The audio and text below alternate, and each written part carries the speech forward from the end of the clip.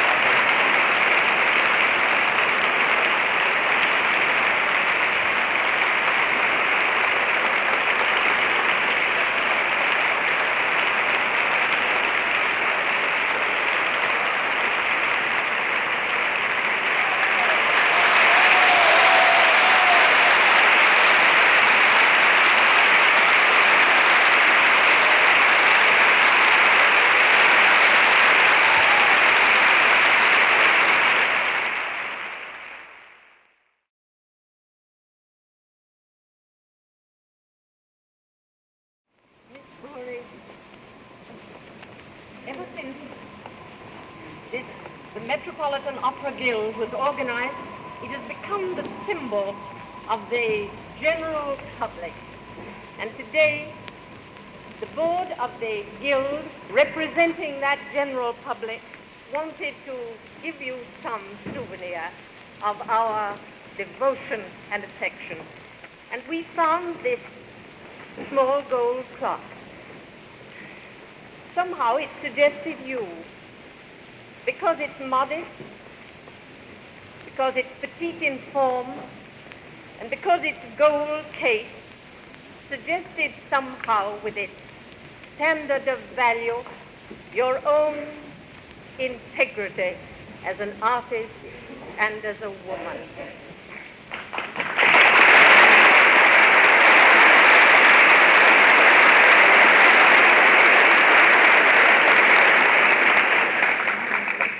We hope that as you listen to it ticking, the minutes and the hours of the days in the future, those ticks will suggest to you the heart of this public that loves you so dearly. We tried to find something to say and inscribe in the clock, and suddenly we found something from your own Manon. Nulle voix n'a de plus doux accent, nul regard plus de charme avec plus de tendresse. You who live in the heart, in the heart of the American public, keep this as our souvenir.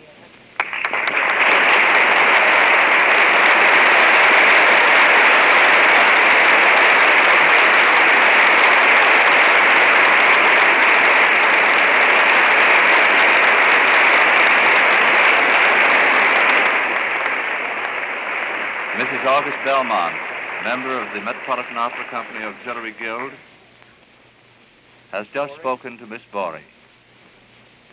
It was with keen regret and great sorrow that the board of directors of the opera last autumn heard that you had decided after the close of the present season to sing no more in opera.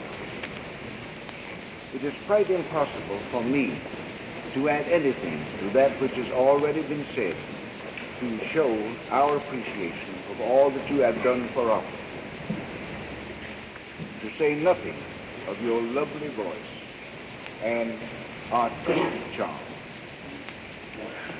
The board at its last meeting passed resolutions in which they endeavored to express their admiration of you and all that you have done for opera and music, which is shared, I am sure, by all citizens of this big city, as well as of our great country. I will not read the sentiments of the board because they are printed on the program, but permit me, as representative of the opera company, to present you with this gross sentiments and to wish you Godspeed, a long and happy life, which we hope that you will spend among us.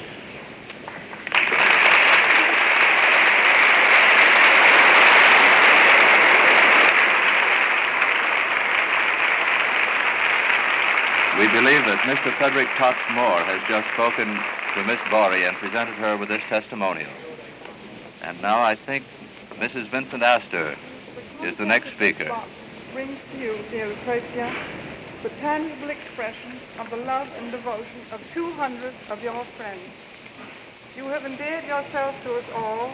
Your gaiety, graciousness, and charm, together with the devotion and integrity to your art, have added to the happiness and fullness of the lives of many, many people. In 1866, this jewel was made for an empress who brought to the land of her adoption many rare qualities for which she will ever be remembered. The beautiful Spaniard, the Empress Eugenie. You also have brought from that same country not only rare qualities, but a great talent, and these will never be forgotten. Now, in 1936, the same jewel is placed in the hands of another lovely Spaniard, whom the whole country has taken to their heart, Lucrezia Bori. And as Mrs. Belmont kissed Lucrezia Bori and then shook her hand, Miss Bori is now holding up this magnificent jewel presented to her, to the audience. Lawrence Tibbett held the jewel as Mrs. Astor spoke to her. And now the artistic manager of the Metropolitan, Edward Johnson. Miss Bori, the entire administrative, technical, house, and stage personnel of the Metropolitan Opera Company wishes on this momentous occasion to pay you homage and to express admiration for you as an artist, affection as a colleague, and deep regret at your retirement from this circle in which you have been so deeply beloved.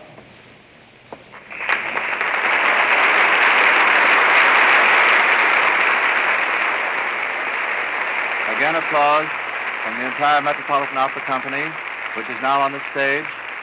Mr. Johnson goes to the table and points out to Miss Bori a huge gold vase or trophy, which is now being presented to her. In the name of the Metropolitan Opera Chorus, we offer this token of our affection and greatest with our very best wishes for the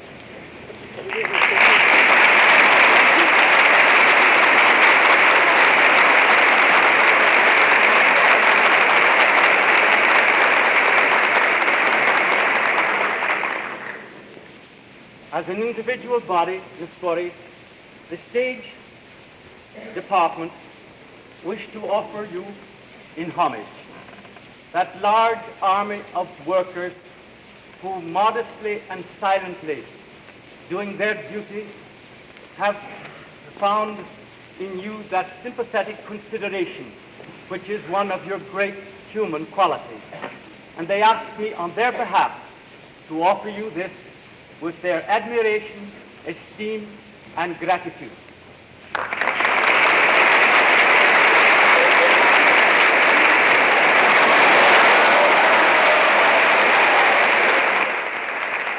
This time, Mr. Johnson was the fortunate receiver of one of Miss Bori's kisses after her receiving of that bass in the stage department. Madame Bori has been offered this beautiful souvenir from Mr. Clever, Mr. Delera, and Mr. Rothier.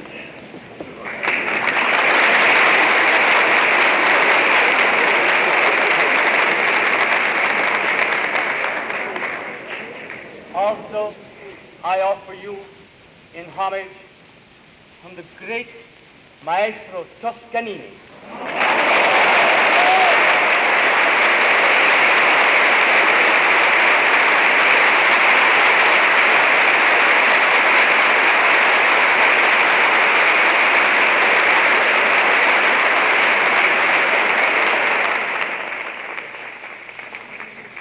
Miss Bori is receiving token after token, and her arms are overburdened with flowers now as she comes to the center of the stage.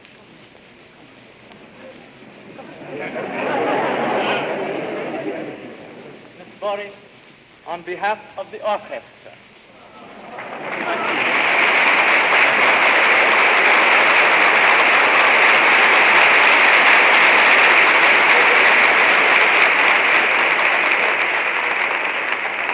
another gift. Miss Bori's arms are overloaded now. We're hearing the farewell appearance of Lucrezia Bori at the Metropolitan Opera Company.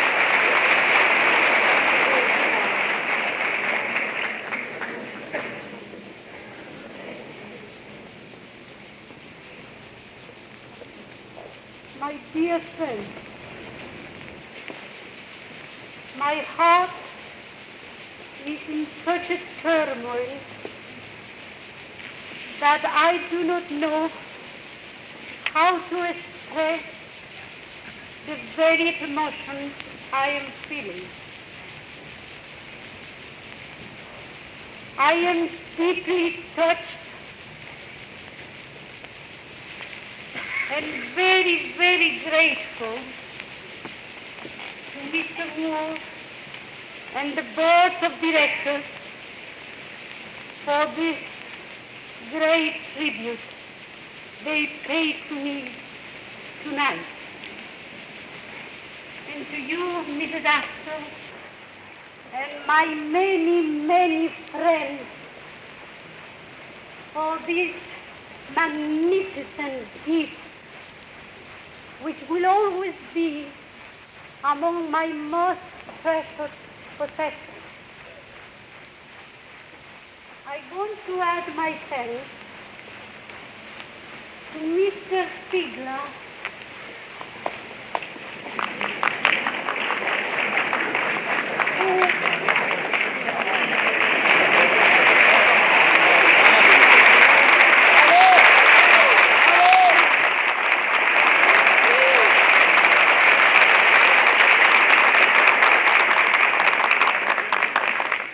who for so many years has been so patient listening to all my troubles.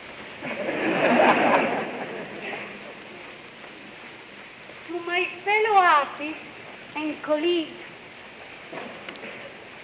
who so gracefully accepted to make this evening a memorable one for me.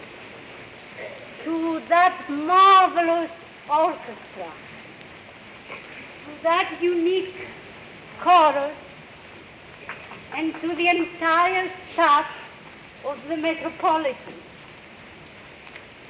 And to you, Mr. Johnson, my thanks and my affection.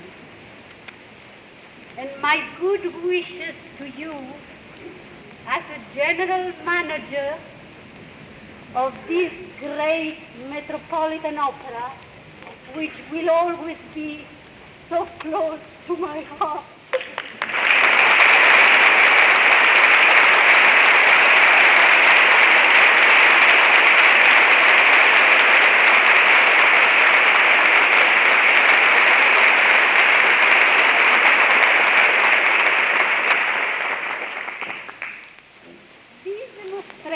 Of friendliness and affection makes it very hard for me to live. I will miss you all, my dear and loyal friends. I want to thank also Mrs. August Belmont and all the members of the Guild.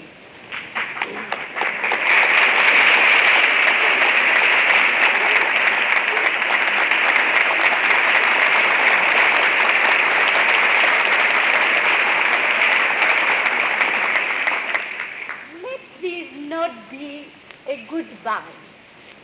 Even though I shall not sing again in opera, I shall be here again to sing for the Metropolitan Opera Guild.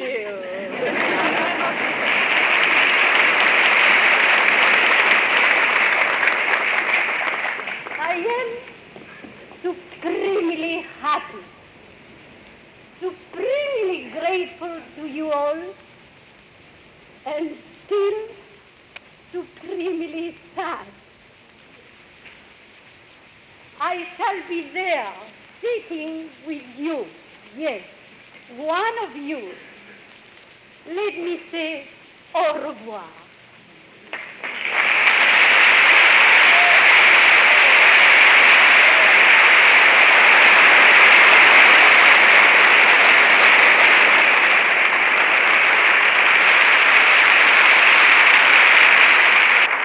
The ladies were crying into their handkerchiefs. We are witnessing the last appearance of Lucrezia Bori at the Met.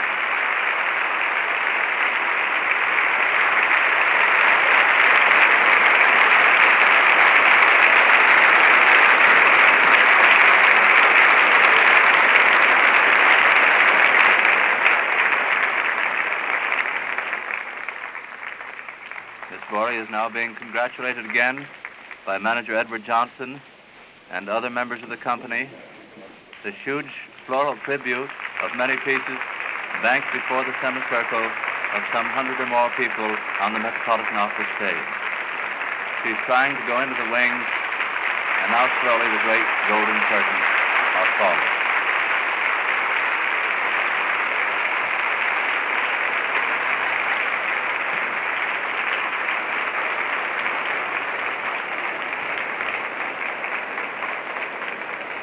And now the curtains are down, and the audience, which has stood the entire time since the conclusion of the Manon scene of Saint-Sulpice, in which Lucrezia Bori sang the role of Manon for the last time on the boards of the Metropolitan Opera House.